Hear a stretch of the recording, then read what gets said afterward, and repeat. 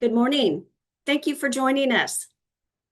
Today is the Implementing the Master Plan for Aging in California Together, or IMPACT, IMPACT, Stakeholder Advisory Committee. Today is Thursday, September 11th, 2025, and today is it's 10 a.m. We're going to get started.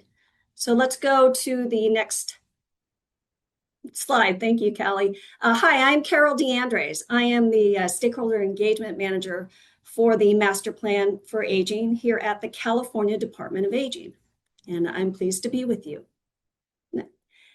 Let's go over some logistics. We have meeting accessibility available to you.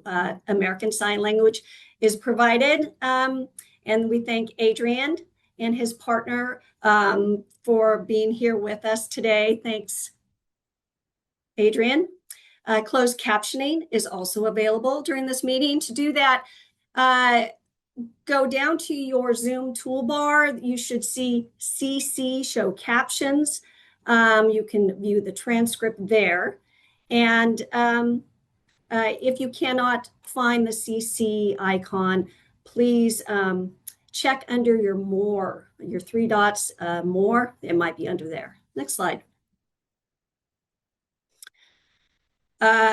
Following this meeting slides and materials and the recording will be posted to our California Health and Human Services, MPA, Master Plan for Aging, Impact Meeting webpage. And also the CDA YouTube page will also have a link to this recording. Committee members, thank you for joining us today. And if you have yet to do so, please update your name display in Zoom by right-clicking on the upper right corner of your video. There's three dots, and selecting rename to your name and organization if you'd like to add. Next. Our virtual meeting operations. The chat function is enabled for committee members, state staff, and that's supporting this meeting to share out meeting-related resources and information. The public is able to view the content shared in the chat during the meeting. The chat and the question and answer functions are not enabled for comments and questions from public attendees, but we do have a public comment period. And so we ask you to hold your comment until the period, and we will go over the logistics for public comment at that time. And of course, at any time, you can submit written comments to our Engage email box. It is Engage, ENGAGE, at aging.ca.gov. Next slide. Our public comment logistics, attendees joining by phone, you can press *9 on your dial pad. That will indicate to us your desire to give a public comment. And attendees joining by our Zoom webinar platform, there you have a raised hand icon at the bottom of your screen, or at least at the bottom of my screen. And also that will indicate to us you would like to give a comment. Please note that we public commenters will have 2 minutes so that we can ensure everybody has the availability and time to give a comment. And of course, at any time, please send your public comments by email to our Engage email box, ENGAGE at aging.ca.gov. Next slide. So the purpose of this meeting, the purpose of the Implementing the Master Plan in California Together, or IMPACT, IMPACT, the Impact Stakeholder Committee, is to advise the California Health and Human Services Agency, also known as Cal HHS, on the implementation of the Master Plan for Aging, focusing on accountability, outcomes, and the continuous improvement towards the plan's 5 bold goals for 2030. And we couldn't do this purpose without our esteemed Impact Stakeholder Committee members. You will see that these committee members are from notable advocacy and philanthropic organizations. We have page 2, there we go. They are subject matter experts, and they so generously give their time and expertise to advance the master plan for aging here in California.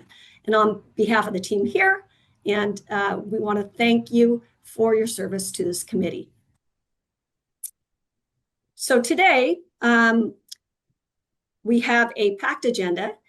As you can see, we've just gone through the logistics. We will have reflections, notable speakers there. We have an update on our Aging and Disability Lived Experience Advisory Board, or ADLIB. We'll have long-term services and supports financing update, and our esteemed committee will discuss the next 5 years of the MPA. So at this time, I would like to turn it over to the California Department of Aging Director, Susan DeMorris. Good morning, Susan. Good morning, Carol. Thank you so much, and welcome everyone joining to our Impact Committee members, guests, and public. Thank you for joining. I want to acknowledge right up front as we start our meeting that all of us are holding heavy feelings today. We are remembering the 24th anniversary of the tragic events of September 11th in New York, at the Pentagon, and in Pennsylvania. And we're less than 24 hours out from the senseless assassination of Charlie Kirk in Utah. So as we proceed with the meeting and our conversations, please extend grace to one another and be gentle, knowing that we're all carrying a heavy load today. I am so grateful to our strong California leaders, and I'm proud to have Richard Figueroa here representing Governor Newsom and Cal HHS Agency Secretary Kim Johnson joining us this morning.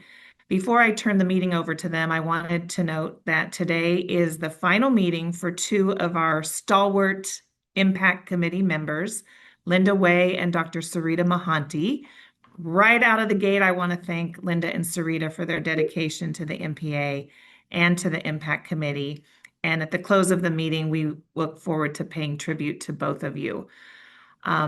While we have the governor's office and agency secretary listening, I also want to publicly thank AARP for an exceptional town hall last night. In partnership with the Newsom administration, we reached 3,600 older adults in California to talk about disaster planning and emergency preparedness. One of our participants was 114 years old. So thank you very much, Rafi, and to AARP. That was a fantastic event as we honor September is Emergency and Disaster Preparedness Month. So with that, it is now my pleasure to turn over to Richard Figueroa. Thank you so much for joining us, and take it away, Fig. Thank you. Did I unmute? Can you hear me? Yes, sounds Thank you. great. Well, thanks for your continuing work and helping us to meet our goals of the MPA. Thanks, Carol. I'm going to hire you as the voice of God, as they call them. You know, at these big seminars and conferences you have, you speak wonderfully and clearly and distinctly, and way slower than I'm ever able to. So I appreciate if I'm going too fast here. I'm Richard Figueroa. Everybody calls me Fig. I'm a deputy cabinet secretary here in the governor's office. I just want to kind of give you some kind of where our headspace is at, at the moment in terms of, where we are in this administration and trying to implement the various elements of the governor's initiative, which obviously include services for older Californians. Obviously, as you know, the last now 8 months, going on 9 months, has been quite a bit of a whirlwind for us in California. Given a lot of federal, hitting by a lot of buffeting winds at the federal level, which has significantly slowed the growth in our economy. We're a border state, we're a tourist state, we're a port state, and so a lot of things happening at the federal level have negatively impacted our economy here. At the same time, we've seen some pretty dramatic increases in costs in the Medi-Cal program, for example, and some others. And so that's kind of, the combination of more difficult economic trade winds and increases in some of our social services caseload have put a major strain on the budget. And that's even before we get to things like, the federal House Resolution 1, the big federal budget reform bill that was signed on July 4th. And our state budget still doesn't completely reflect the impacts of that federal legislation and what we believe are the negative impacts it's going to have, particularly in the Medi-Cal program and in our CalFresh program. And again, so like we're very concerned about these continued shifts. They'll continue to threaten our finances, not this year, but for the next foreseeable future, and kind of call for innovative solutions across government. So you'll be hearing more about that, into next year and even the next year as all these things roll out. At the same time, you're seeing us continue to prioritize a number of issues, and just wanted to kind of highlight homelessness as an example. Obviously, older Californians are continuing to grow in number, and as they grow in number, the negative impacts of our housing shortages and costs also force more into homelessness. And so just want to just kind of highlight that we're prioritizing addressing homelessness or continue to address homelessness. We're holding cities and counties accountable for their housing elements and trying to build more market rate and our lower income housing, trying to get and keep more people in housing, trying to build more housing faster. We're creating a new California Housing and Homelessness Agency to provide very, very specific focus on housing and homelessness. Obviously, we're trying to expand housing options, particularly for individuals with behavioral health needs through Proposition 1, our permanent supportive housing bond elements. And then kind of committing to continued data transparency with our homelessness data information system and our point in time counts, or PIC counts as they call them. So again, wanted to highlight that particular issue. Another particular focus, obviously, very recently is kind of responding to federal threats, particularly around immigration. Many older individuals live in in houses that have multiple generations in them, and trying to do what we can to protect immigrants in this very, very difficult environment. Obviously, these federal cuts and kind of the raids in our communities targeting immigrants have pretty life-altering effects on families, communities, the state's economy, families' ability to have multi-generation support one another has made it very, very difficult.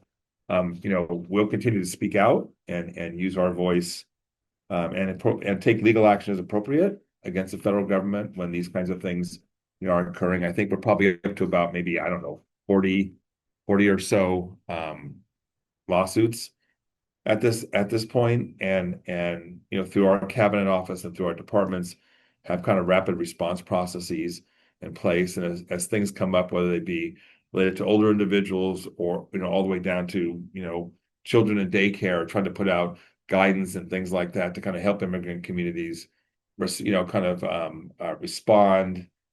to these continuing threats. The Master Plan on Aging remains an essential blueprint to building a California for all and achieving the goals of this administration, and whoever's going to come next. The governor is very keen on saying these days that he has an expiration date, and that expiration date is in about a year and 4 months, year and 5 months or so. And so we know that our work is certainly not going to be complete when he leaves office. But again, we have very, very strong building blocks in place that take us through 2030. The master plan continues to reflect kind of a whole of government effort with strong leadership provided through the MPA, our Master Plan for Aging Cabinet Work Group, and then, again, many of the investments since the plan's launch in 2021. I think today you're going to hear updates on 2 current MPA initiatives that the governor is closely tracking. One is readying our area agency on aging network with greater accountability and transparency, and that process obviously is going to be over a certain period of time. And then continue to explore long-term services and supports, financing options, and alternatives. Again, not to say that that's going to we'll have like magic bullets and be able to implement many more things in that area during this administration. But again, it's a very important foundational building block as California society ages. Obviously, our ability to do things with state general fund dollars is difficult, as you have seen through recent retrenchments we've had to make in the Medi-Cal program for undocumented populations. But again, trying to make sure that we have a wide array of options out there for both the governor and the legislature and the stakeholders to view as we move forward is going to be very, very important. So again, that's an important foundational work. It's a priority for us. Again, I want to thank you for your collaboration, your dedication for this work. Every once in a while, Director DeMorris will send me a little note about some other state doing a master plan or, kind of taking up the cudgel for the great work that you have done here and kind of spread this work throughout the country. And it just wouldn't happen without this group here and the very, very many ways you've been supporting us over the years. So again, thank you for your collaboration, your dedication to this work. And I think I'm going to turn it over maybe to Darcy, maybe to Secretary Johnson, I think at this point, and then maybe have time for a couple of questions. And I will have to kind of like bug out from here because legislature's back in session and we have a budget trailer bill we're trying to get out that relates like changing our immunization policy and things like that are directly related to unfortunate federal changes that are negatively impacting us. So, Director, thank you for your time. Again, thank you. I know I went over 5 minutes. I'm very sorry, but thank you for your time, and I'll turn this over to Secretary. Thank you so much. Fig.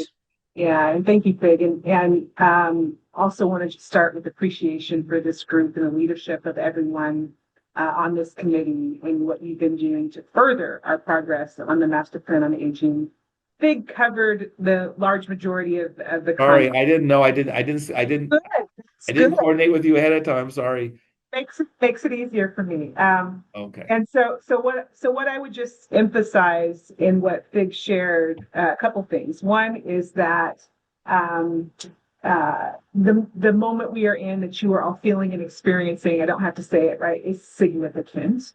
And to the points that you just heard, we are actively taking steps to both mitigate harm, keeping our priorities front and center in everything we're doing, but also in some cases needing to reimagine the systems and programs that we have. And so my thing I want to emphasize to you all, knowing that this committee kind of came up and through COVID, is you're no stranger to having to really be creative and thoughtful with a lot of significant change happening in the context around us. So it is another of those really, really significant moments that we find ourselves in today. And my biggest thing I want to impress upon each of you is the invitation to be thought partners with us along the journey of what we have to solve together, putting those priorities front and center. I want to take a moment to really acknowledge and appreciate Director DeMorris for her leadership. You should know that, as you would expect her to do, she is very present and prominent, lifting up the needs of older adults and thinking about intersections of older adults and those with disabilities everywhere that we're thinking about the work. And so the same I know is true for each of you, in that from my perspective at California Health and Human Services Agency, that is the piece that we have to continue to think through across the board.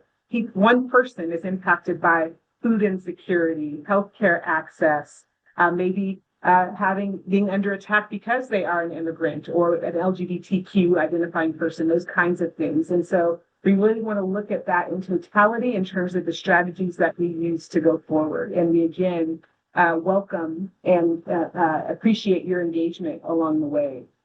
And so I would just say in the time remaining, what might be most helpful is what questions and or comments that you have for us in this moment, or things that are top of mind for you. I will just say Fig covered some of the investments in the budget that were very positive on the housing and homelessness side, recognizing that older adult population continues to be the one that is the most fastest growing. So obviously very intentional there in terms of our efforts.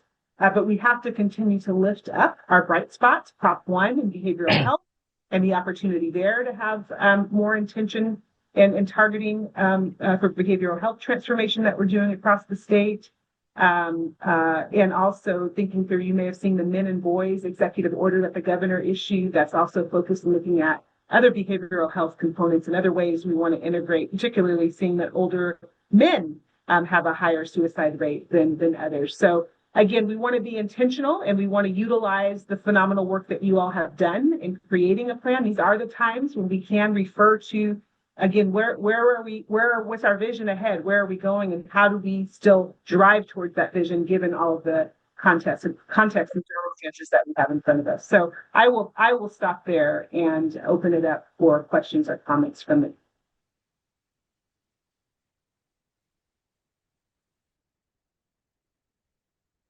Thank you to our secretary, our cabinet members, 2 cabinet members joining us, and it looks like Linda is the first to raise her hand.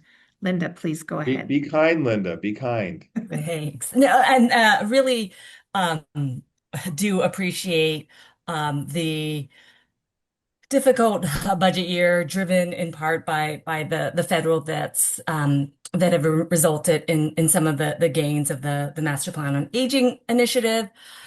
Particularly, we're concerned with the reinstatement of the acid test, which will result in older adults and people with disabilities losing coverage. And so, as the secretary notes, can have impacts beyond health.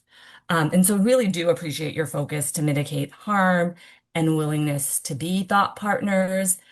So it should come as no surprise that we have some thoughts on how to mitigate harm, especially taking into some of the account the lessons learned from unwinding and the need to bring back flexibilities that require no federal approval or automation, as that's already programmed into the system. In particular, the stable income unwinding waiver. As we know, this population has a stable income. And so thinking about ways, particularly when there is going to be so much more work with HR1 passed on to county workers, how do we plan to really allow them to focus on the important work that they're so good at ensuring that people are able to keep their coverage. And so that's one piece. Certainly on the asset verification, other pieces, but really we know that there are immediate steps that we can do now with very little lift to begin to prepare for that. And so rather than waiting for some of these horrible changes to come into fruition, preparing ourselves early. And so we have some other thoughts that we're happy to share, but wanted just to think ahead. Thank you. Thank you for those. And I'll take those both as comments too, but it also gives me the opportunity to say briefly for HR1 implementation, which is massive. That's exactly the kind of consideration that we are using in terms of thinking about how to utilize automation, technology, other ways to streamline with the work requirements. Is there a way that we can identify through data who is already complying with and now subject to the new work requirements, that then they don't have to be engaged because they're already meeting it, those kinds of things. So just to say, really appreciate the point, which is what are the ways in which, again, we're thinking about streamlining processes. And in my perspective, if we can even make some of the both application and redetermination processes simplified as a result of some of the work that we have to do as we're digging into some of these areas. So appreciate you lifting those recommendations up. Thank you, Linda. Rafi has his hand raised, and then we'll hear from Yasmin, and then we'll excuse the secretary and deputy cabinet secretary. Thank you, Director Damaris. Thank you, Secretary Johnson and Deputy Director Figueroa. Everybody calls me Fig. Just call me Fig. That's Fig. fine. Thank you. Appreciate everything that you are all dealing with right now. I know there's a lot, and thank you for the overview and for always being so responsive. I share some of Linda's concerns, particularly on the asset test. I won't go more into that, but I do want to say I'm really thrilled. AARP is really thrilled to see the focus on housing. We're hearing from our members and older adults and their families in the state about the need for more housing. The lack of housing is separating families, is preventing folks from bringing caregivers in. So many other things that just emanate from not having access to affordable, accessible, safe housing. So I really appreciate yours and the administration's focus on this. All of the work that's been done at the legislature this year.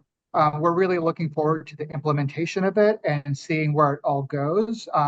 So I would just want to bring that piece forward because that's very, very important for AARP, our members, and all older adults and people of all ages, frankly, in California. So I would really encourage, and I know you're all really focused on this, but I really encourage a very close eye on, the implementation and making sure that the follow through is there and the shovels get in the ground and the housing gets built and people have what they need to provide for themselves and their families, the most basic of needs, which is housing. So I really just wanted to bring that piece up. And again, thank you for your leadership. Really appreciate it. Thank you. I appreciate that. As you know, and we've even announced some this week, sometimes it takes us suing local governments to actually meet their housing, their affordable housing elements and affordable housing goals. It actually takes us to sue them because, it's, as you know, all this is done at the local level, right? So at the county and city, city level. So it hasn't moved anywhere as near as fast as the governor would want. And because it is kind of a multi-layer kind of, multi-layered kind of system. But again, the governor has very strong views on this and has done things, as you noted, to kind of help ease the way for more affordable housing. In particular, I mean, even the accessory dwelling unit stuff that he's done, hasn't been popular by some folks who don't want higher density and things like that. But it's necessary to kind of keep people, living and living in our communities, in an affordable manner. So I do appreciate it, given I hit my 100% of Social Security dollars earlier this year. So I guess I'm aging myself. I think Yasmin has a question, but I don't know who's running the. Yeah, thank you so much, Secretary Johnson, Fig, for being here. I will echo Linda's comments on the asset test and HR 1. Disappointed in the return of the asset test, but understand that it was a difficult budget year. On HR 1, I think we appreciate the engagement from the department early on, DHCS, on sort of engaging consumer advocates and trying to figure out ways to mitigate harm as much as possible as the state is sort of forced to reckon with what was passed earlier this summer. I think we are particularly concerned, and I'm sure that you all are, about what the ongoing impacts to the Medi-Cal General Fund will be, and loss of revenue from the provider taxes, and what that will mean in terms of hard decisions that have to be made in terms of sort of filling in the gaps. And we just really urge your continued partnership and engagement with the various stakeholders about how to address that and how to mitigating harm when it comes to filling those budget holes. We're particularly concerned about cuts to HCBS programs and the optional Medi-Cal benefits that really are ultimately cost saving for the state because without people don't have access to their HCBS benefits, they will ultimately have to go into institutional care, which is more expensive for the state, or potentially become homeless, which again is more expensive for the state to try and get people stable again. And I'd be remiss if I didn't mention the most recent census data that came out this week. And once again, older adults across the nation and in California have the highest rate of poverty amongst all groups. So older adults have a poverty rate of over 21%, whereas in California, the average for all Californians is nearly 18%. And what's really alarming is that the poverty rates are increasing. So compared to 2021, older adults had a poverty rate of 15%, and now we're at 21. So we are going in the wrong direction. We are trending towards more poverty in the States for older adults and across all groups.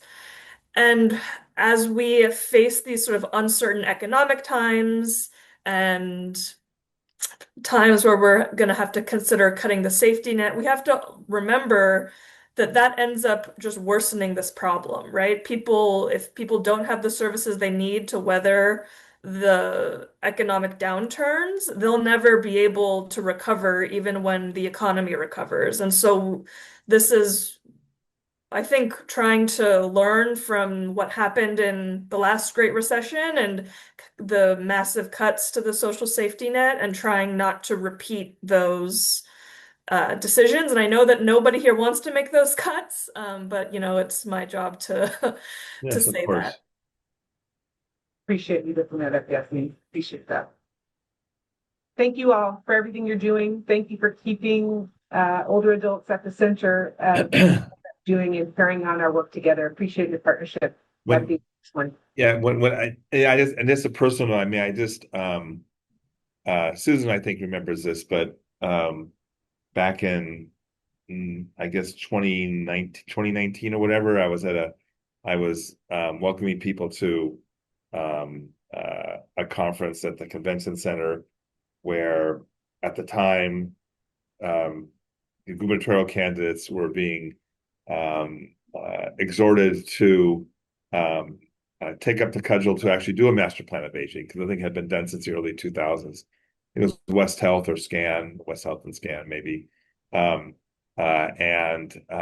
was up at the dais and looking at the candidates going, I wonder if and I was at the California Endowment at the time. So I was looking and going, I wonder if I'm going to be doing this. I wonder if I'm going to be doing this, and sure enough, I was. So I have a lot of, I was there at the very beginning when this whole thing started with this governor. So very much appreciate to kind of see the evolution of what has occurred now over these almost like 7 years now. So again, thank you for all your work. It couldn't happen without your support in making these different elements happen and kind of keeping us on task as we ourselves have evolved through budget crises and COVID and different kinds of initiatives. So again, big shout out to the folks and of course the department for kind of keeping us on track. And we talk to the department all the time, what's happening here and what are we doing about this and what are we doing about this. So very much appreciate the work of the department as well. So I'm going to sign off and go back to my all the legislative fun that's Thank happening. you so much, Fig. And you have been here since before the MPA and every step of the way, and we're so grateful to I you. appreciate it. Thank you. And thanks for joining us this morning. Thank you, folks. Thank you. Have a good rest of your meeting. Bye-bye. All right, so now we're going to move.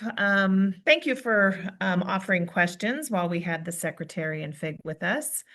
We're going to move to some progress on a few of the initiatives in our current 2025-2026 MPA initiatives. Just give you some high-level report outs on what's been happening, and we can go ahead and move to our next slide, I believe. Okay, so today we're going to talk to you about, let's see, clearing out some quite a few of the initiatives that are in progress, in flight, or approaching conclusion. If you're not familiar yet, this is the framework that we abide by in all of our work across all of our departments, not just in the Health and Human Services Agency. This includes housing, transportation, natural resources, but we're going to focus on a few activities that are happening in the 4 buckets: navigation, access, workforce, and financing. Next slide, please. All right, so I'm going to share with you progress that's been made to date on MPA initiative number 55. From the outset, strengthening local capacity and infrastructure has been a goal of the Master Plan for Aging. Even before the LTSS subcommittee was formed, even before the MPA took root, it's part of the executive order. And there have been several iterations of this initiative, but today, in 25-26, we're focused on number 55, adopting regulations to comply with the Administration for Community Living final rule on the Older Americans Act, and passage a year ago of Senate Bill 1249 signed by the governor, and our efforts to future ready the Area Agency on Aging network. We're working in 3 areas: establishing statewide core services, updating planning and service areas. Those are PSAs, the geographic boundaries of our aging network, and the Area Agency on Aging designation requirements. As part of that, we're also adopting an updated and equitable interstate funding formula. We'll move to the next slide. So I know many of you have been part of this process from the outset, and thank you. Thank you for that. Others have dropped in and out along the way over the last 3 years as we've been engaged in robust stakeholder engagement. And this may be new information to some of you joining today as well. So we started with an initiative called California 2030, and that was in 2022. So we took a long view, an 8-year horizon. What can we do over the next 8 years to strengthen the aging network for the demographic changes that are underway? The 2030 Steering Committee met 10 times. It was comprised of members representing the California Association for Area Agencies on Aging, the California Commission on Aging, the California State Association of Counties, County Welfare Directors Association, and missing on this slide is the California Foundation for Independent Living Centers. Over the course of the first year and a half or so, we conducted 80 stakeholder interviews. I suspect every one of you was one of the people interviewed as part of that process. We held in-person and virtual interviews with all 33 AAAs in our state. This was coming out of the COVID pandemic. This was one of the first things we were able to do in person. These were 2- and 3-hour interviews with all of our AAA partners, one-on-one. We conducted California's first statewide survey of older Californians, a household survey, the Consumer Assessment Survey of Older Adults. It's a nationally recognized survey instrument, and we were pleased to have participation from all 58 counties. We held 4 public webinars with 736 participants. And then that work led to the introduction of Senate Bill 1249. The sponsors of that bill was the California Commission on Aging.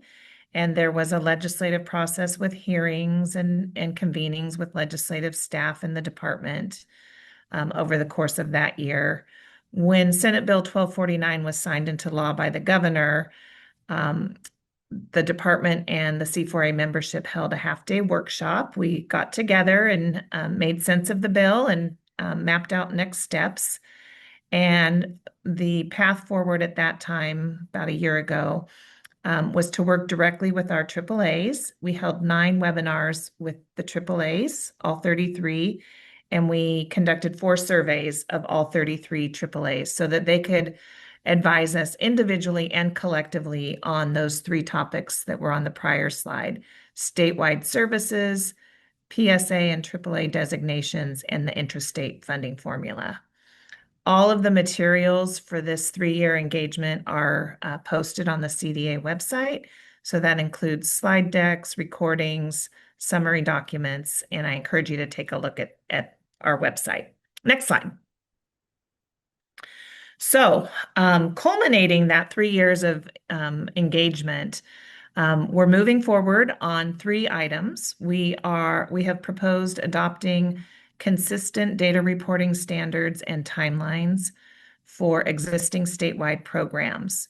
So it's important here to note that the focus is on 3 programs that already exist, that are required under the Older Americans Act and receive funding.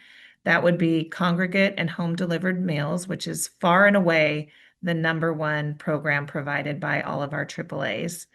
The second would be caregiver supports. Again, all of our AAAs provide caregiver supports. And the third is information and assistance. And we're working internally on behind the scenes to improve data collection and reporting, to clean up and vet the data, and then ultimately in about a year or so to post that publicly post that data through public-facing dashboards. And you heard from Fig and the secretary, that's absolutely the trend of this administration. It's part of how we've been able to track on the housing and homeless side about where the dollars are going and who's being served through our continuums of care, our points and time counts. And we're finding that that publicly reported and transparent data is really improving funding and policies statewide. The second recommendation is to update the intrastate funding formula, it's called the IF. Our current formula was enacted in 1995, so it's 30 years out of date. California is out of compliance with the federal government because we are required to update this formula periodically. So we've arrived at a funding formula in partnership with our AAAs with their input and feedback that accounts equally for age, disability, income, geographic isolation, and equity. And the third is to establish a transparent process that allows for public and community input to comply with the federal final rule regarding the right of first refusal for local government jurisdictions. And then to ensure that there are protections in place for AAAs and PSAs when there is a change, as well as to the community. Next slide. So 3 years of stakeholder engagement. Now we're at a juncture here. We're embarking on a 4-year implementation plan. So door to door, this is a 7-year process, taking us into the year 2030 as we envisioned. So you'll see here on this chart, I won't go into the detail, but for each of the 3 categories, the priority focus areas, we have a timeline that includes public comment. In some cases, there are program memos. In some cases, there are regulations that will be drafted and vetted. And in other cases, there may be legislation. Also, with some of these components, we need to have review and approval by the legislature and the Federal Administration for Community Living. So we're now at this key juncture where the stakeholder engagement, I wouldn't say it's concluded, but it has informed our process going forward, and we're now in the implementation phase. Next slide. Next slide. Okay. So one other topic that was requested, and then I'll stop and take questions on both of these topics. I want to give a shout out to Jackie on our team and everybody who's been a partner in our LADAP, our Local Aging and Disability Action Planning work. California has funded 21 grantees representing 30 California communities. And there's a lot of similarity in these areas, and there's a lot of uniqueness. So it's just a rich, rich, rich experience. And what is most exciting about LADAP is going back to the original goals of the governor's executive order to build local leadership, capacity, and infrastructure. We see this in all 30 of these California communities. For those who applied for these funds, received them, and have completed their grant, it's just astonishing what has happened in these communities. And we've seen a lot of prioritization, just as we've done with the master plan. We're tracking the priority issue areas for each of these communities, and they track and map exactly to the master plan for aging and to our work, our collective work here. So No surprise, housing is a high priority. Loneliness and isolation and behavioral health has really emerged through this local grassroots process as a high priority at the local level. Disaster and emergency preparedness.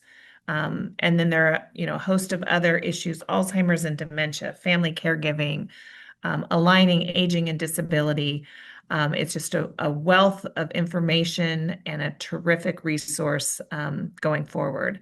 We are fortunate that we have the resources to evaluate the LADAP, and we're excited to share the findings from our program evaluation early next year.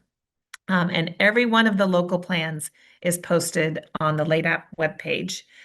So if you want to find out what's happening in your area or an adjacent area, or look at some of the patterns and trends, you can do that on the LADAP page. I believe that's it on my piece. Great. And so if I have any questions on those two topics or anything else, and then we're going to move to our LTSS financing update. Rafi. Just real quick, Susan, just at AARP, we're very, very excited about LADAP. We worked really hard with you all on this, and just seeing some of the plans and some of the innovative ways that different communities have decided to tackle these really important issues has been great. We're really excited that almost all of the LADAP grantees are now part of the AARP network of age-friendly states and communities. And again, lots of other communities in the state are also members as well. We're, I think, at about 104, including the LADAP grantees. So really just thrilling that local jurisdictions are putting older adults front and center, and coming up with these amazing action plans to make their communities better for older adults and for people of all ages. So looking forward to early next year when we see the results of everything you were talking about. But happy to report from our end and just working really closely with several of these grantees and communities that it's full steam ahead and they're doing really great work. So thank you for that. Thank you for that, and couldn't agree more. And you're right. We just watched those AARP age-friendly community numbers rise. And Jackie, just again, another shout out to Jackie Tompkins on our team for leading this. She's just done a phenomenal job. Dr. Young. Hi, Director Damaris. It's so good to see you, and thanks for the updates. It strikes me as I listen to the California 2030 plan, how well positioned we are to go into the future. And our burning platform has changed since we were beginning to think about these issues in terms of the drivers of the change that's needed. And I really do see this as an opportunity for us to rethink how we do things. Clearly, money's not going to go as far as it's gone in the past, and doing things the same way we've always done them is not going to get us the results that we need. And I'm really eager to see how this gets formulated so that we capitalize on the efficiencies we can create in the system so that more money gets to the people who really need it. And being in California and with the data that we have here and the technology approaches that we can use, it's so critical that we really think about all of that as we redesign. And I know that's what you're thinking about. And there are so many people on this team from different sectors who are part of this that'll help us to get to that solution. Just in some of the work and looking at intersectionality across California of how different rural communities are, for example, across the state, and who's in those communities and what they need and how that varies. It's not feasible to think anymore about the old model to really reach people where they are. And so I do see this as an opportunity for us to be very creative in the redesign. And I applaud the work that's been done over the last few years to gather all that information. We have so much knowledge now about what needs to be done.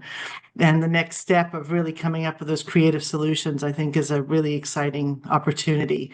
And I just want to thank all of you for your leadership in this and how critical it is that we're doing this work now. Thank you for that. It is an exciting time, and it's a scary time. Change is frightening, but having just been on an Anna Acton and I were both just in Baltimore at a national home and community-based services conference for a week with the Administration for Community Living, and we got to spend some time with the current administrator. And it was we came back, and in some respects, California is running circles around the rest of the country, and we're just such a pioneer. And in other areas, we've plateaued, and in some areas we fall behind. So we came back really, buoyed by that, exchange with so many other states and national leaders to really, as you said, rethink and reimagine and redesign for what's ahead. Because, certainly the numbers, the volume, the complex medical complexity, the diversity of our population, longevity, poverty, as we heard from Yasmin, these were not, these are with us today and for the future. And so really, it is exciting about how we right size for our future. So thank you for that. Thank you very much. Not seeing any other hands. I think now we get to hear, as we continue with our person-centered, locally driven conversation. I turn it over to Sarah Steenhausen to update us on the Aging and Disability Lived Experience Advisory Board. Wonderful. Thank you so much, Susan. I'm going to do this relatively briefly. As you all know, MPA initiative number 45 called on the Department of Aging to establish the Aging and Disability Lived Experience Advisory Board to really utilize lived experience of our target population of older adults, people with disabilities, and caregivers to inform advancement of the master plan for aging. And you may recall that this was a key recommendation of our Equity Advisory Committee on Aging and Disability. Next slide, please. We've been really fortunate to get support from our MPA Foundation partners. So thank you so much to them, because they were able to give us resources to recruit a consultant to work with our team and with the Equity Advisory Committee on Aging and Disability to develop a process as well as membership criteria, recruitment and scoring, and really sketching out how we could develop an Aging and Disability Lived Experience Advisory Board to really help inform our understanding of the issues that impact our target population so that we can best advance the master plan for aging. So we worked really closely with a subcommittee of the Equity Advisory Committee on the recruitment process and scoring, and between CDA and Equity Advisory Committee and our consultants, we were able to come up with some kind of the top applicants that we chose from the group of 66 that applied. We were really looking for a group of about 12 people that represented underrepresented groups across the state, including people in rural areas, but also urban, and wanting to make sure that we had a group that reflected the diversity of California's population, and really identified with the three groups of older adults, people with disabilities, and caregivers. Next slide, please. We're really pleased that we have 12 members that have been selected from these counties: Shasta, Sacramento, Riverside, Los Angeles, Orange County, San Luis Obispo, Fresno, San Bernardino, Alameda, San Francisco, and Sonoma. Next slide. This is the first name of each of the individuals that are part of our committee, and we're really pleased again with the breadth and the diversity of this group and just the tremendous lived experience that each of them bring to our work, ranging from caregivers of people throughout their life, as well as people living with disability who are now aging into disability. We have tribal representation, and just a really good, we feel a very good representation of issues that we need to focus on for the master plan. Next slide, please. This is a picture of each of our members, and we will include, we're standing up a website for this advisory board, and we're going to include each of their pictures and their little bio on the website. And we're really excited because the first meeting has been scheduled for September 29th. And again, we're working carefully with our Equity Advisory Committee to ensure that the input from this board gets translated and helps inform these 6 stakeholder advisory committees. So we're working with them on how we can bring forward the key learnings from the lived experience advisory board, and then some of the key questions from all of our committees so that we can, again, have a kind of a conversation that goes both ways. We will have 4 meetings this year and keep you updated as they progress. Next slide. Just wanted to highlight a few of the quotations from a few of the members selected. Carolyn from Berkeley says she's especially focused on improving support for the most vulnerable older adults affected by poverty, isolation, stigma, race, ethnicity, gender, and identity, including people of color, women, LGBTQ individuals, and those living with HIV.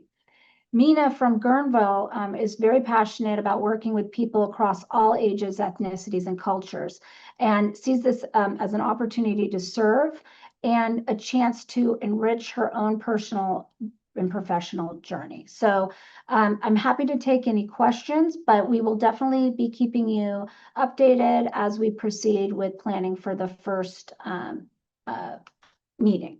And I see Sarita has her hand raised. Yeah, I just want to commend you. I think I know there's a lot of work that you have all done, CDA has done to bring the AdLib to fruition. And as you may be aware, at the SCAN Foundation, we really strive to incorporate lived experience in our work. So we really greatly appreciate the value of this work to guide the MPA implementation. And I think it was exciting to hear that the first meeting is going to be held at the end of this month. And I also wondered how CDA envisions the feedback loop from this committee, this group, to the impact committee to ensure that the priorities raised by them are reflected in the impact committee's focus. So it was a question kind of directed to you and CDA. Absolutely. It's such an important question. And so our focus is going to be, we're going to have, we're trying really carefully to not have too many state staff or other people at the meetings, but we will record them and have them internally. And we're going to have one ECAD member at each of the meetings. So what we intend to do is really summarize for all of you the key learnings and then work with ECAD to elevate those and bring them back to you in a brief report, and then hear your reflections and take some of your thoughts and bring it back, see how it can inform how we focus the conversation in the following meetings with our our AdLib advisory board. And we absolutely welcome your input and feedback in the meantime as well as we prepare for the first meeting, which I think will really focus on hearing everybody's story and getting them to feel trust with the group and helping them understand the purpose of it. But I appreciate the question and definitely want to hear from all of you if you have any other thoughts. Rigo. Yes, thank you, Sarah. I echo Sarita's comments as well and sentiments. I think this is fabulous. I think, I think it's so important to ensure that the voices the services are representing and the policies and practices that we are putting forth truly represent and are person-centered. And I think this really goes a long ways of achieving that. I also had a similar question to Sarita. So how do we track and measure success in terms of ensuring that not only are you attaining and garnering the input, but it's truly reflected in the outcomes and what's, put out there in practice and in policy. And then the second question, have you given thought of how you would expand the empowerment of these individuals and enabling them to go back into their own communities and do carry out similar kinds of information gathering with some of their networks and within their space as well, so that we truly continue to expand and broaden the reach in collecting the authenticity and thinking into our overall efforts. Thank you, Rico's two really, really important points. The first is how we're going to measure impact and really ensure that moving forward, the MPA reflects the priorities that are elevated by this advisory board. And then second, I love this idea of how they also can be messengers of their contacts and their community members, that we ensure that they're also translating to them this work and want to hear from them, their input. On the first point, I think two things, and Susan and others, I welcome your input as well. I think that it's going to be up to us to be held accountable in our work going forward so that we see that in future iterations of the master plan, as we develop initiatives, as we update it, that it does reflect that work. And I think that also it's important that as we have any opportunity to develop policies or programs, that we, ensure that that voice is included in it. So I think it's going to have to be, another area I think will be in the data work that we do, how we actually think of measuring this. Susan, anything you want to add to that point? Okay. To your second point, Rigo, I think that is something that maybe we can raise that with our ECAD work group, because I think that is really an important consideration of how we can not have this just be a one and done, but really have it feed into the communities that they all come from and represent. And I think if you have thoughts, we would welcome to hear that from you as well. So thank you for that. And for your work on this. All I would note, not on the comment, but there would be no ECAD without Rigo. So Rigo was the originator when the Master Plan for Aging Stakeholder Advisory Committee was formed to note immediately that there wasn't enough of a focus on equity, establish an equity advisory committee to the MPA stakeholder group, which then became ECAD. So I'm just so grateful, Rigo, that you're still in the trenches and asking these excellent questions. And so thankful to you and Sarita for supporting the work of the AdLib. Yes, a big thank you. So we'll keep you all posted. I don't see any other questions. So let's see where we're moving now. I think, are we doing LTSS financing? Perfect. So as you heard Susan allude to, we wanted to give you an update to a key initiative of the Master Plan for Aging, our Long-Term Services and Supports Financing Initiative, which reflects MPA Initiative 74 and 75, where we're implementing a consumer engagement strategy to elevate the LTSS financing issues and needs of older adults, people with disabilities, and caregivers who fall in what we have termed the overlooked middle. We're conducting and publishing a comprehensive population analysis to report on the current and projected needs in California, and also looking at other promising models, both across Medicare and Medi-Cal and non-Medi-Cal services. So we're really pleased, if you could go to the next slide, that we received $5 million in the Budget Act of 2022 to conduct this research and analysis and develop options for improving financing and affordability in line with the Master Plan for Aging. And this has also been a key recommendation and focus of this committee as well. The final report is due in June of 2026 to the legislature, and we are here today to give you an update on the progress, which I'm really excited for you to hear from our key leads in this space. Next slide, please. So it's now my pleasure to introduce you Mark Cohen from the LTSS, the Leading Age LTSS Center at UMass Boston, as well as Gretchen Alkema, who's with Wolf Eagle Enterprises. Both Mark and Gretchen are really been just critical in helping us lead this initiative, and it's been just tremendous working with them. And I will turn it over to you, Mark, who joins us across seas from Israel. We are so grateful to have you here, Mark. So take it away. Thanks so much, Sarah, and to all of the team at CDA and DHCS who've been such great, valuable partners in guiding this effort. This is a work in progress, and today I'm going to give a high-level overview of our progress. And because there are a good numbers of bodies of work comprising this initiative, I'm going to go over slides somewhat quickly and focus on high-level points or takeaways. You will have an opportunity to view all of the slides when they're posted on the CDA website for the initiative. So as you can see here, the purpose of this initiative is really to look at current and projected needs of California's older adults and people with disabilities who fall into what we're calling the overlooked middle. I'll have more to say about that in a few minutes. Conduct policy analysis with options to consider for addressing the needs of this population. Also to develop a concept for potentially using Medicare as a chassis for a home health benefit, and understanding this population's needs and preferences regarding strategies for addressing them. Could I have the next slide?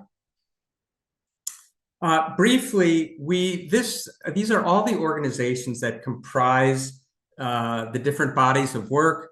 We like to think of them as really best in class for what they've been called upon to do. And again, as I mentioned, all of this is work that is being done and guided by our partners at CDA and DHCS. Could I have the next slide? So let me briefly say, when we talk about the overlooked middle, there are a lot of terms for this: overlooked middle, forgotten middle. We have a very specific definition in mind. And conceptually, what we're talking about are the group of people that can afford their basic living needs, housing, healthcare, and so on. And we have a very specific measure, the Elder Index, which many of you are familiar with. And this is a group that would have to diminish their living standards, meaning they would have to reduce expenditures on basic necessities when LTSS needs that can be served by maybe just a moderate amount of home and community-based services are required. These are folks who do not qualify for Medi-Cal, nor are they very likely to qualify for Medi-Cal. All of the work that I'm discussing today is really honing in on this population. Next slide, please. So I'm going to begin by discussing consumer perspectives on the challenges and the concerns that this population have. And here we've undertaken a series of initiatives with listening sessions, focus groups, and a California-specific survey. Next slide, please. So we wanted to understand the real-time experiences of the overlooked middle in California. And so we conducted listening sessions and focus groups in different areas across the state. And we had a very diverse group of participants in these sessions. So we feel like we got a good sense for what people are worried and concerned about. That's the first piece of this puzzle. This next slide is really, so you can move to the next slide. Thank you. Great. So this next slide is really the major themes from the focus groups and listening sessions. And essentially, when we, really synthesized all of what we heard, there were 8 key themes that emerged, highlighting the challenges faced by older adults, people with disabilities, and caregivers across California. Now, I'm not going to go through all of these, but I do want to highlight just a few to give you a flavor for what people told us. And again, there'll be a full publication and report just on this section alone that will be made available along with other outputs later in the fall. So first, financial security. Many of the people that we spoke with were struggling with rising costs, especially those on fixed incomes, and the feeling that they were not the group that had access to public benefits. They were limited. Participants shared concerns like, they said things like, geez, I might live longer than I can afford to, emphasizing the gap between their income and their expenses. And especially, there was a lot of sensitivity around increasing housing, food, and healthcare costs. I believe that the secretary mentioned social isolation and mental health. This came through very clear in our focus groups and listening sessions. Many people, and these are people, again, who can afford their basic living needs, experienced loneliness and social disconnection. They felt a lack of accessible programs, and certain safety concerns exacerbated some of the mental health struggles that they were experiencing. A third piece of this had to do with service navigation and public education. There was a lot of confusion around what services would be available to them, a concern about language barriers, and really complex systems which made accessing supports difficult. We heard more than once, like, it's impossible to find out what happens in California. So overall, the interconnected nature of these challenges highlight critical gaps in our infrastructure and policy environment, underscoring a really urgent need for solutions that improve a lot of coordination for aging in place, affordability, and financing issues. Could I have the next slide? Here we present the results of a survey of California residents age 50 and over who are not eligible for Medi-Cal. Essentially, these are people who have incomes above 139% of the federal poverty level. This is a very busy slide, but the key takeaway, I think, for us to focus on is that only 4% of the folks are aware of the likelihood of both needing LTSS in the future and understanding who pays for those services. There's clearly a lot of work to be done for just making people aware of this risk that they face, so that potentially they can undertake activities to better plan for this risk. Next slide, please. This slide highlights the aging and financial concerns of the overlooked middle. And the most important concerns here include the cost of health insurance, Medicare, and again, not having money to live on. So you can see that the survey of over 1,200 people really dovetails with what we heard in a lot of these listening sessions. A couple of other points to make here. Nearly 2/3 of these survey respondents were not confident in their ability to pay for 2 years of LTSS, costing $100,000 and more. And 70% say they're concerned about having to cut back on everyday living expenses if they need LTSS, using up all their income and assets if they have it, or even having enough money to pay for the care that they need. So again, this dovetails a lot with what we heard in listening sessions and focus groups. Could I have the next slide? There were also plenty of concerns related to finding and accessing care. What this slide shows that the concerns most and often communicated related to finding and accessing long-term services and supports. It's also worth noting the concern that people were concerned they may not be able to find caregivers that will treat them with dignity and respect. We also heard in the focus groups, just even finding caregivers, and given shortages that we're well aware of and are being addressed, again, not a finding result, a surprising result, but remember, we're not talking about people who are below the poverty line. We're talking about folks in this forgotten middle. Now, next slide, please. The next set of slides focus on some of the analytic modeling that both the Urban Institute and the Harvard Center for Housing Studies completed for this initiative. Could I have the next slide? Here are some of the foundational research questions that were answered with some of the analytic modeling. A, who could actually afford to pay for LTSS in California out of their own resources? B, who in California have LTSS needs? And how much will the California population with LTSS needs grow over the next 25 years? So the model that is being used also includes forecasting over the next 25 years. Next slide, please. This is a somewhat busy slide. Let me explain what this shows us. This slide shows the distribution of household income in California relative to the federal poverty level. You can see in the 2 rows on the top, these are the dollar values of the different poverty level income thresholds by household size. The percentages within the red box in this slide is what we'll focus on going forward as the overlooked middle, and they are cumulative.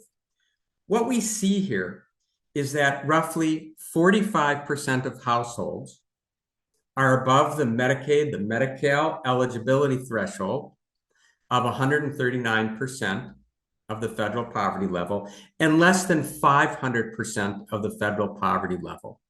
Now, what does this mean in terms of dollars? Depending on household size, we're talking about people with incomes between $36,000 and $99,000. And you'll see in a minute why we're honed in on this upper limit of 500%. Can I have the next slide? This slide, really, it's showing single people with incomes below 500% of the federal poverty level by how much they can afford in long-term services and supports. And what it shows, that the high takeaway on this slide is that regardless of homeowner status, single people with incomes below 500% of the federal poverty level could not afford much paid LTSS using only their income. Here, our focus is how many people could afford $50,000 per year, that's the gray part of the column, and $100,000, that's the orange part of that column. I think in the next slide, this will become even clearer. Most California adults with middle income, defined as between 139% and 500% of the federal poverty line, cannot afford much LTSS without compromising their basic living standards. And what we're showing here, the percentage that could actually afford it. And we show it for both a single and a couple household paying for 1 or 2 years of care at a moderate level of $50,000 a year or a more extensive level of $100,000 a year. And it shows the percentage that can afford those amounts and still take care of their basic living needs. What it shows is that most California adults with this middle income defined in this way can't afford to pay for much LTSS. Only households with more than 500% of the federal poverty level, depending on family size, we're talking about people with incomes over $87,000 to close to $120,000, can pay for a reasonable amount of LTSS. So if nothing else, the fact that people are worried about this, it's entirely justified when you look at the data given their income and assets. Could I have the next slide, please? You can see here that affordability also varies very much by race and ethnicity and marital status. It shows, for example, that many Black and Latino adults are far less likely to be able to afford moderate levels of LTSS, and single older adults with fewer resources are also less likely than their married counterparts to be able to afford LTSS. Next slide.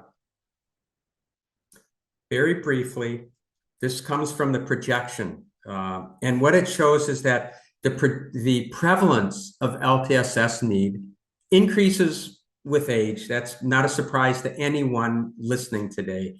What is somewhat surprising is that we're talking about half of people over age 85, one of the fastest growing demographic groups in our population. The other point I'll make on this following slide is that it highlights, thank you, it highlights the interesting fact that LTSS needs are inversely related to income. That is, as income declines, the prevalence of having an LTSS need increases. We could talk for an hour on this slide, but I'm just putting up there as a high-level takeaway. Next slide. California's Black and Latino adults, those unmarried, and females are more likely to need LTSS than their counterparts. So, given the distribution of income, perhaps that's not surprising, but it shows that these groups that are already highly vulnerable are at highest risks for not being able to afford care and having the highest probability of needing care. In this next slide, we show that LTSS needs are basically projected to double over the next 25, but it's not because the age-adjusted prevalence rates are growing. It's because the percentage of California adults are aging into these high prevalence categories. Next slide, please. There's been a lot of discussion prior to this piece of the presentation on housing and what's happening in California. And in this initiative, we are also focused on issues related to housing. So we're going to focus our attention on whether tapping into home equity, that is finding ways to monetize equity in the home, can potentially play a meaningful role in helping the overlooked middle finance their LTSS. Now, here are some of the primary research questions that we're answering. We're in the process of answering these. We're not going to address all of them in today's presentation. Can I have the next slide? What you see here is that 2/3 of the overlooked middle own their homes, and home ownership grows with age and varies between 58% and 78% across ages 50 to 75. Next slide. What that means is that in terms of the overlooked middle, in California, 2.1 million own their homes. Now, not shown here is the fact that this is overwhelmingly a metro population. 90%, 92% live in metro areas in California, with the remainder in small micropolitan areas. Next slide. So we've got, 2/3 own a home, more than 6 in 10, and we're looking at people 65 and older, remember, carry a mortgage, including close to 40% of those age 70 and older. Okay, so they're carrying a mortgage well into their older adult years. Next slide. The median property value in California for this overlooked middle group is about $500,000. Now remember, equity for people without mortgages is the entire home value. And those with mortgages is the home value minus the outstanding mortgage value. Now, it's generally not possible to remain in one's home and tap 100% of equity. Most financial tools require an owner to retain at least 20%.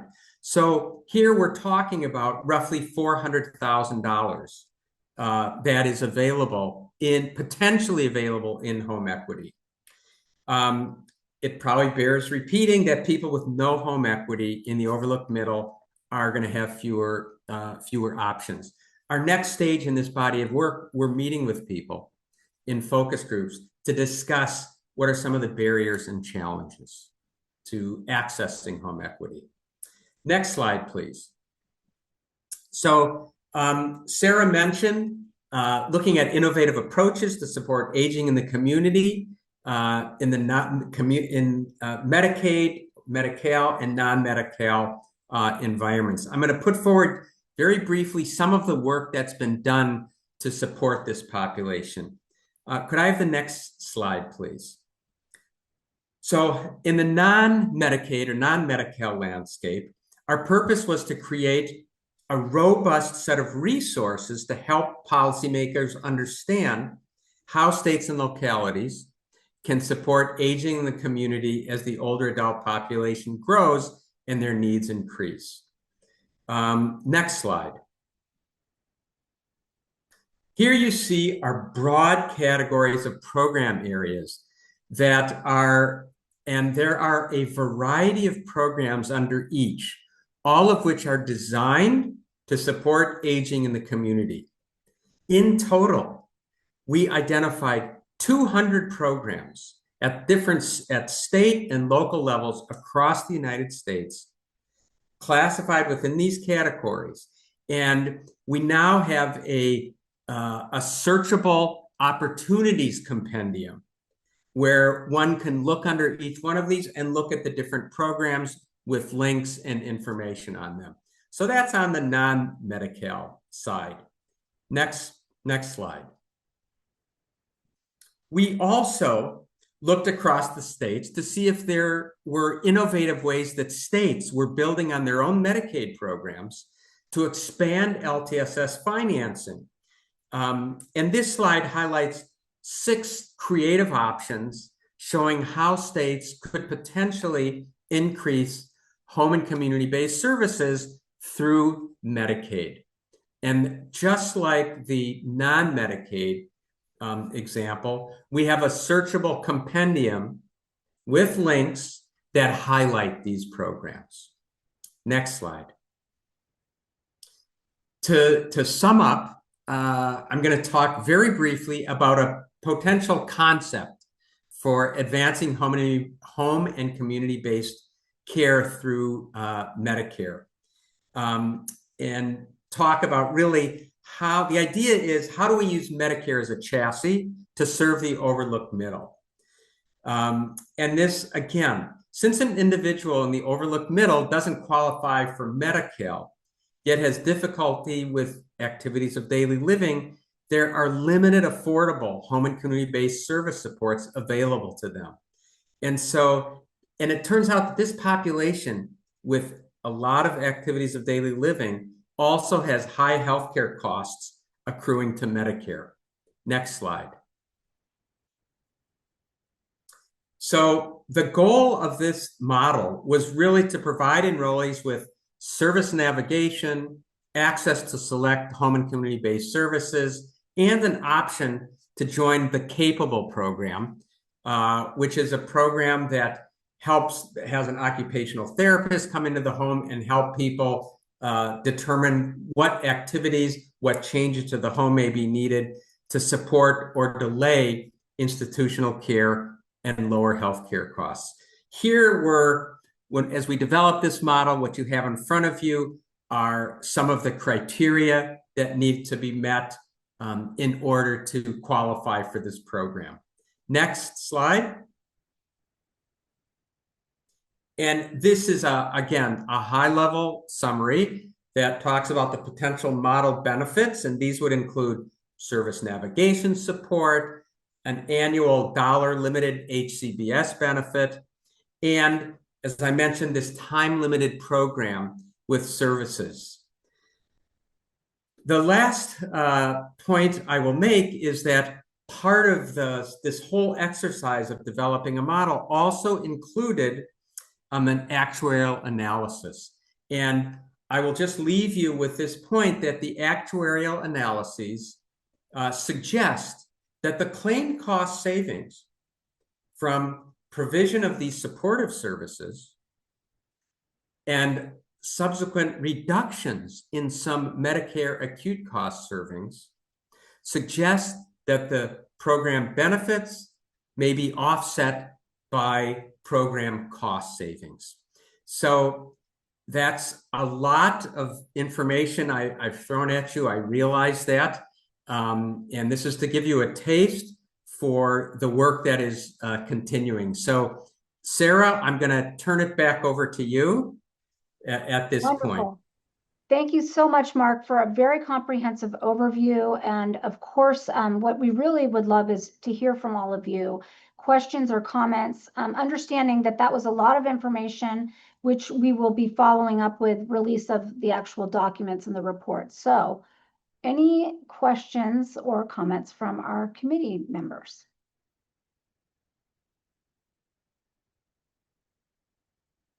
Oh, Sarita. Okay, well, can you hear me? I think you can. Yes. Yeah, okay, great.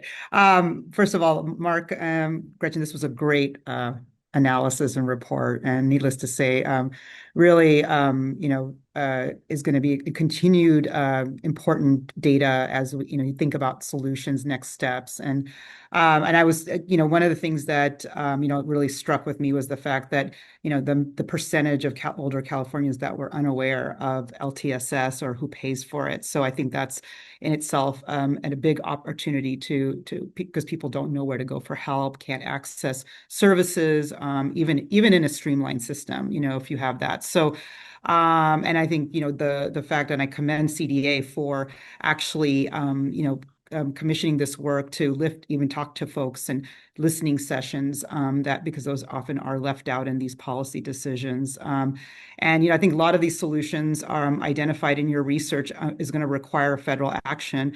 But I think the California is primed to lead at the state level.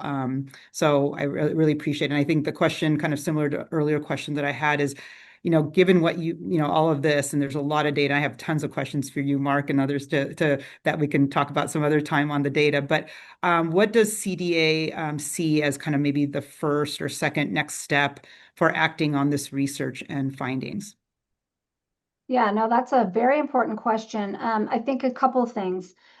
First, we're focused in the next several months of releasing all of the documents. And then what we will do is internally, we do a lot of work to educate, our state about the options and where we are. But also we hope to, have this released for other states to consider as well. And to your point, we're not proposing a demonstration model to the federal government right now, but we're releasing on the Medicare piece, we're going to release that information so that, it can be taken up by potentially other states if they're interested or what have you. So I think that, again, it's kind of similar to what we said earlier, which is we're going to need to be held accountable for this and ensure that the next governor and administration coming in also are aware of it, because this is one of the key areas of our LTSS system change is how we finance it. So thank you for that. And Let Mark? me just add, I just wanted to add one quick point. Thank you, Sarita. And I wanted to say that this focus, like this on the listening sessions, focus groups, and the survey on the worries and concerns. Our next step, which we're starting right now, is to take some of these broad categories of solution sets and get feedback and input, like what resonates. Like it can't be that if everything's important, nothing's important. There's no way to prioritize. So we're going to be soliciting a lot of feedback also on some of the ideas that we've been able to cull from programs across the country. Yeah. Well, I'll just say that I really appreciate what you just reinforced, which is kind of this ongoing feedback loop. And I think that's going to be really critical to ensure that people understand, like, we took your input, we listened to you, now following up with them. I think that's commendable. Thank you. Yasmin. Thanks so much, Mark. That was a great presentation, and appreciate all the work you and the team has done.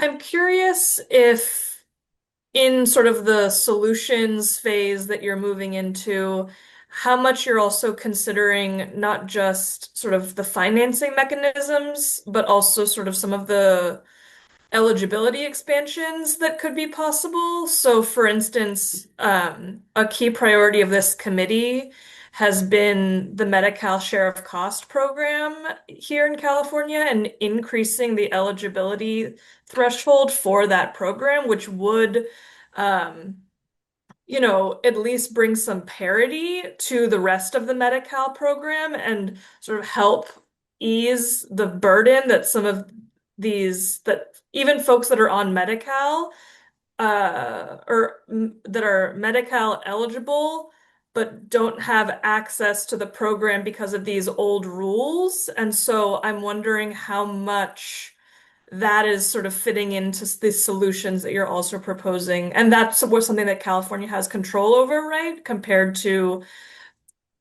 changing waivers and things like that that would require, input from the federal government.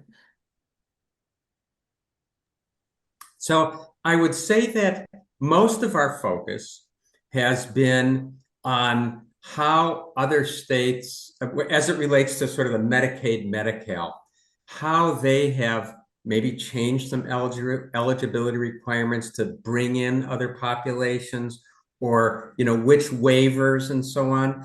We have in other context, we have modeled different changes in eligibility and so on. But here we've been focused more on this group that isn't so close to Medi-Cal eligibility right now. It doesn't mean that those options aren't available, but our focus has been much more on some of these other ways to get at that population that, frankly, in some regards, like they don't have any obvious place to go. There's a whole system set up for people who are eligible for Medi-Cal that they can get to case managers. They have people helping, access to services and so on. Sarah, or Gretchen, I don't know if either of you want to say more about that. Sure, happy to. Thank you, Yasmin, for the question. I think one of the things that we are mindful of in the population that is above that 139, above 138% poverty line, moving into 139, particularly up to 500, is that paying for LTSS certainly is a critical concern, as we heard through much of the focus groups in the survey. Equally as a concern for that group is, where do I go? Who do I call? Where are the access points? Who helps me answer the key questions? We're really looking a lot also at that service navigation piece in many ways as a connecting point to help people navigate where they may be able to have paid levels of services, but also the connections to the services that meet their individualized needs. And that is as critical as the financing piece. So we're balancing a lot of these different kinds of considerations in the next level of the solution sets. I would say that from our kind of appreciation of the people in the first round, many of the folks did not know all of the nuances of the Medi-Cal program, including things like the kind of intricacies of share of costs. And so we're really trying to tap the critical aspects about what does paying for LTSS mean for them globally, what might be valuable solutions for them, but most importantly, the connectivity to that service navigation component and how might that help them address their needs and also kind of support and maintain some of the resources that they have walking into this situation in their life. Thank you.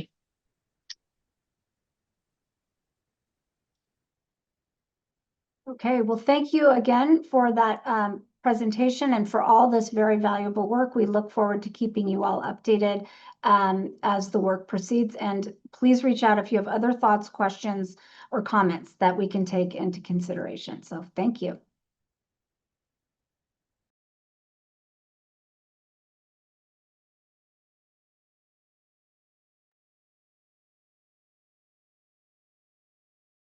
Hi, everyone. I think I am the next agenda item. I know that we've had a robust discussion today, so I'm going to cut it just a little bit short to ensure that we have time for public comment. But I wanted to talk a little bit about a project that we're looking to pursue here at the California Department of Aging, looking at doing a midpoint evaluation of the Master Plan for Aging. We're currently in our 5th year of implementation, and I think it's critically important at this point that we take a moment to reflect on what has been the successes of the Master Plan for Aging, as well as where are some gaps, where are some opportunities for improvement so we can maximize the plan moving into the next 5 years. And so on this slide, I'm showing to all of you that Master Plan for Aging researchers and practitioners have identified that there are 6 key components to a successful MPA. And these include stakeholder and consumer engagement, Does the MPA involve diverse stakeholders in its development as well as its implementation? Is there cross-agency development and accountability working across, agencies and departments within the administration? Are the master plan for aging's data driven, identifying needs, guiding initiatives, and measuring progress? Are they state led, again, with support from the administration, the governor's office, the legislature, and also those within the broader administration? And do they also have a broad focus on aging throughout the lifespan, not only looking at the current needs of older adults, people with disabilities, and caregivers, but are we looking at emerging needs and future needs? And then the final component of a successful master plan for aging is it a living document? Not something that necessarily sits on a shelf, but is it continuously revisited? Is it being flexible and nimble to new resources, new information, or changing resources and information? And so here at the California Department of Aging, again, it's important that we look at these 6 components and ensure, are we leveraging them? Are they maximized? Are we performing well within each of these key components? Again, not only to look at the past, but help inform the future. And so today I just want to present and get some initial feedback, and we are going to put together a stakeholder engagement process for this midpoint evaluation project as well, but want to share just some preliminary draft concepts and thoughts of what this midpoint MPA evaluation can look like. So let me ask Callie to advance to the next slide, and then we'll open it up for discussion. So again, this is all conceptual at this point, and wanted to bring it to the Impact Committee because we know that your focus is on accountability, continuous quality improvement. So want to definitely get your input as well. So looking at the purpose of having this evaluation, since the launch of the MPA, there's been considerable work done to advance the MPA's goals and various initiatives and strategies.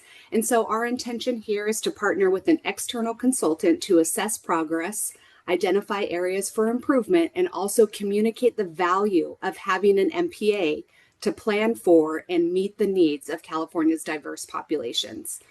We're looking to partner with an external consultant because this independent approach will allow us to minimize any perceived bias and also provide additional meaningful insights from stakeholders and other partners. So at this point, the core research question that we're looking at is, to what extent has California advanced the 6 key components of an MPA? What has worked and what can be improved? In terms of the methodology for this research, we're looking to do a qualitative data collection process, whether that's interviews, focus groups, maybe open-ended surveys to the MPA's diverse partners and stakeholders. This can include California state agencies and departments, federal partners, legislative office, local government, providers, stakeholder committees like yourself, and others. And then also adding to this evaluation, want to provide some concrete examples to highlight successes or key elements that California has done in each of those 6 key components. And so want to open it up for discussion, recognizing, again, we need to have some time for public comment during this meeting and allow Susan to have some closing remarks. But looking at the next slide, this was just kind of a question to kick off the conversation is, when you look at the 6 key components of a master plan for aging, how might we effectively structure a qualitative data collection process to effectively capture the progress, success, and also identify areas for further development? So you can respond to this question, or if you feel like you might have some additional thoughts or recommendations to the proposal of the midpoint MPA evaluation, please feel free to share those as well. But just also know that this is not the only opportunity that you'll have to provide some feedback to this evaluation. Opening it up for some committee discussion and some recommendations.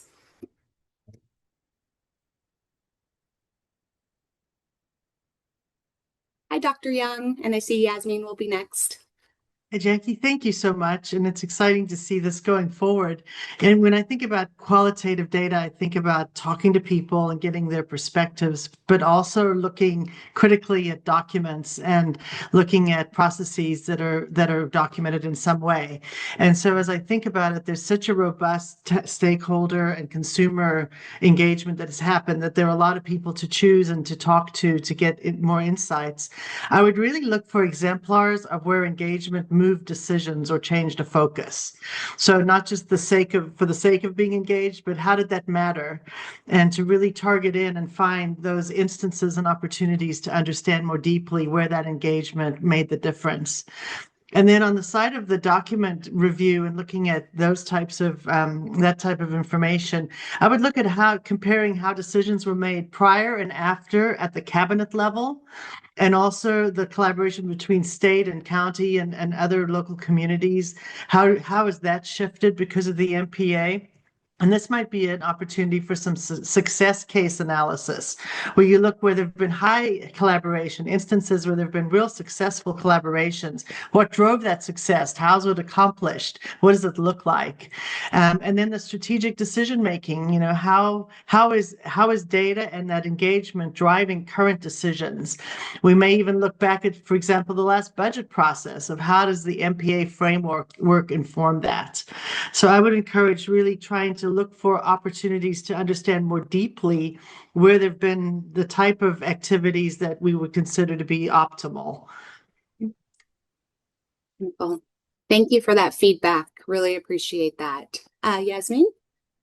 Yeah, thanks again for this. And appreciate that the 5-year mark is sort of a natural point to do some reflection.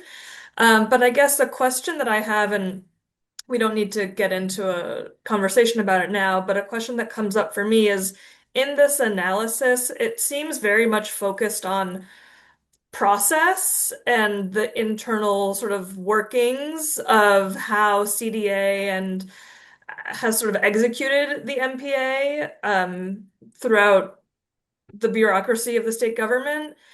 And I wonder if an additional focus is necessary on sort of the impact of the MPA on actual older adults and the success of the initiatives, the specific initiatives, not necessarily this sort of framework, but the actual initiatives and what's passed, what hasn't passed, where are there gaps still, and then in terms of identifying those successes or where there's still work to be done, then you could then use a framework to sort of see, okay, which parts of the framework achieved that success, or where was there maybe a breakdown in part of the framework, and that's why we're still haven't made as much progress in that. So I think that potentially shifting the focus of what you're looking at first and then building back up to this framework versus the framework being the only thing that you're really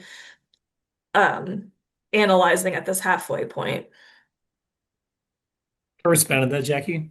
Great points, Yasmin. I think Absolutely. the lived experience is really important here. What I mean by that is older adults, people with disabilities, caregivers, organizations at the front line, really important to speak to because lived experience is critical with this concept. And I think stakeholder engagement in general is, right? So we want to talk to like some of our state departments, right? Some of our partners there, but the frontline folks are really critical as well. So really important point there. Thank you. And I think this one last thing I want to say, we had some discussions internally about quantitative approach versus qualitative. We landed more on qualitative, this because this concept, the kind of the essence of its stakeholder engagement, like the MPA, right? The MPA is based on stakeholder engagement. So that was important, but we still want quantitative data as well. Having both pieces there is critical to kind of measure the successes. But I think that qualitative piece gives us important context and some nuance. So I just want to mention that. Thank you, Ross. I meant to turn it over to you before I opened it up to discussion to see if you had any additional words to share. So my apologies, and thank you for being able to join the meeting today. Dr. Mohanty, please. Yes, I'll be brief because I know we want to go to public comment. So I actually, first of all, I appreciated the comments made by both Heather and Yasmin. So double clicking on both of those. I also want to this is more of a comment, but as you are also aware, there's been this MPA fund that we've had. So along with our MPA fund partners, the foundation, the SCAN Foundation, will be supporting an evaluation of the fund over the next year or so, really to draw out some of the learnings from this, what we think is an innovative public-private partnership. So, and just to let you know that we're hoping to use this evaluation to really demonstrate not only the value of the MPA, but the significance of this type of partnership to really ensure that the MPA is cross-sector. So I just wanted to, it's more of a comment than a question, but thank you. Thank you for elevating that additional evaluation piece that is happening on the specific MPA fund. And that, again, the private-public partnership that has seen much success in springboarding the Master Plan for Aging since its inception. So appreciate that. So again, I know Ross and I have been talking on this conversation in collaboration with our Department of Aging leaders. Again, we will look to explore opportunities to do stakeholder engagement with all of you as we start to build out this midpoint evaluation a little bit further. Just wanted to introduce the concept on today's call and get some initial feedback. But it sounds like we have a lot of experts and those who have some insights on how we can structure this to make sure that it's valuable, again, to reflect on past, but also explore opportunities for growth. Thank you, Jackie. Yes, this is our public comment period. And we have a hand up already, so let's get right into it. Harriet, I'm going to go ahead. You can unmute yourself and give your comment, and you have 2 minutes to do so. So please go ahead. Okay, it's Harriet Arano from Cedars-Sinai Medical Center in Los Angeles, in the research scientist in nursing research. And I would like to bring into the discussion a specific topic of aging not into disability, but aging with disability. And part of this would contribute greatly, I think, to a lifespan perspective on healthy aging. My research has shown that this is a population that very much needs the village to support healthy aging. It involves caregivers, it involves services. And so I would, there's people with aging with either lifelong disability or disability acquired in young or middle ages. It's a growing population as medical science, it's extending the life expectancy of this population. So just a comment, just a suggestion I want to throw in. Appreciate your comment. Thank you, Harriet. Next, we're going to go to Nancy Stevens. You should be able to unmute. Go ahead. I want to second what Harriet just said. Thank you, Harriet. My name is Nancy Stevens, and I am a long-term care skilled nursing home resident. I've been here at my nursing home for 7 years now. I'm a sort of a younger disabled person, and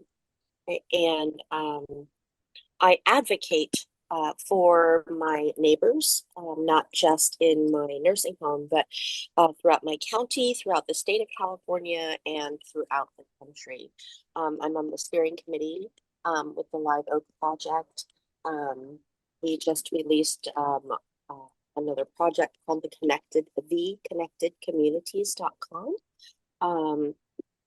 And I'm also on several focus groups and other work group committees regarding all things aging and disabilities, such as with the Moving Forward Coalition, a Johnny Hartford Foundation funded project called Next Steps, chaired by Alice Bonner. And I am hoping to have more education regarding resident councils, resident council rights, and residents' rights. They do exist for a reason. I also want to have more education on the tactics of sort of the long-term care health systems that have been able to self-report and self-reporting just there's so much research out there that really just shows that it simply cannot be trusted as a whole, just as on its own. And so I would really just like more education, because I find that people, once they get into a long-term care skilled nursing home for either rehabilitation or for long-term care, it's too late and it's too stressful for people to advocate for themselves. Something as simple as getting a fictitious bill. People don't know the red flags and they give them out on Fridays when there's no one there to help, when there's no one in offices to help. Sure. Things like that. And so they are told either pay it or they have to leave by Monday morning, or they're going to get billed for $500-$600 a day. And what I tell people is just ignore it. Call your insurance company. And more times than not, in my nursing home, it is a fake bill. Nancy, we have another comment. So if I can give you Thank you. 3 more seconds to wrap up. Yeah, sorry. Thank you. That's really just about it. But a lot more prevention and early intervention for things like this. Thank you. We appreciate your comment. Rosalind, you can unmute. You want to go ahead, Rosalind? I think that there you we can. go. There we go. Hi Great. there. My name is Rosalind DeLisser. Just want to thank the council and the presentations and information that's been shared today. I come to you from UCSF. I work with the Health Force Center in our Institute for Health Policy. But prior to that, and also currently, I've been 25 years in public mental health service, primarily caring for older adults in the public health sector, and currently the last 8 years in the women's HIV clinic at UCSF. And so many of the topics that you brought up today are near and dear to my heart. And, as I've learned more about the Master Plan for Aging, I'm both really excited about it and also really looking forward to this evaluation piece that we discussed towards the end of the meeting. And one of the things that is particularly important and interesting to me and to our colleagues at Health Force is how do we prepare the workforce? And as I was listening to presentations and thinking about, Medi expansion, and I think it was Mark's presentation about the overlooked middle. What sort of I'm hopeful that we can, and perhaps this will be in future meetings. What are the workforce needs to support the service expansion of I think navigation services and case management was mentioned repeatedly throughout various presentations today. And I want to ensure that we're thinking about the workforce needs, how we're going to develop that workforce, and most importantly, how we're going to develop a trauma-informed workforce. Because so often folks are confronted and are responding to tremendous trauma in their life, medical trauma, psychological trauma, depression, all of the things that come with disability and aging, as well as loss and grief, et cetera. So I'll leave it at that and say thank you so much for all of your work. Thank you for your comment, Rosalind. I am going to turn to our director, Susan DeMorris, to close us out. Hello, Susan. Thank you. Thank you to our public comments, to all the members of the Impact Committee, to our invited guests, Mark and Gretchen today. Just appreciate every single one of you.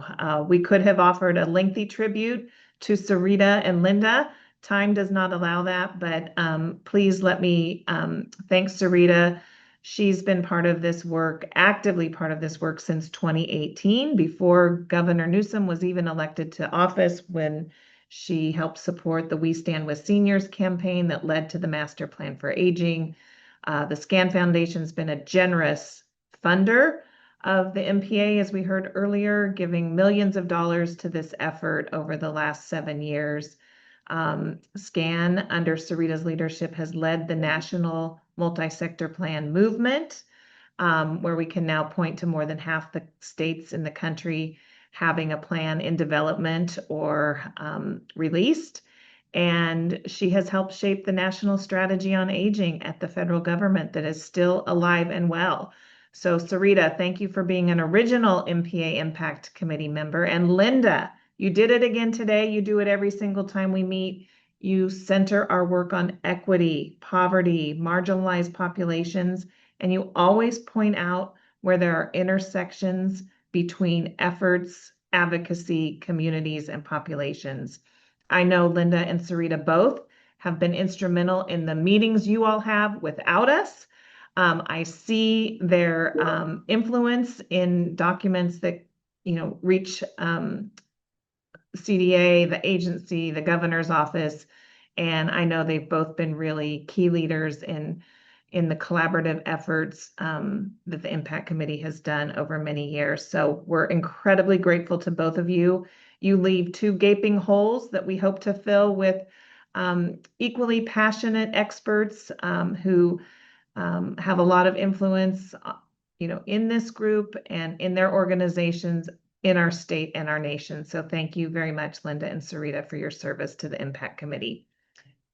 And that concludes our meeting today. Look forward to seeing all of you through the remainder of this year. Thank you all very much. And thank you to the CDA staff, as always, for the great meeting. Thank you.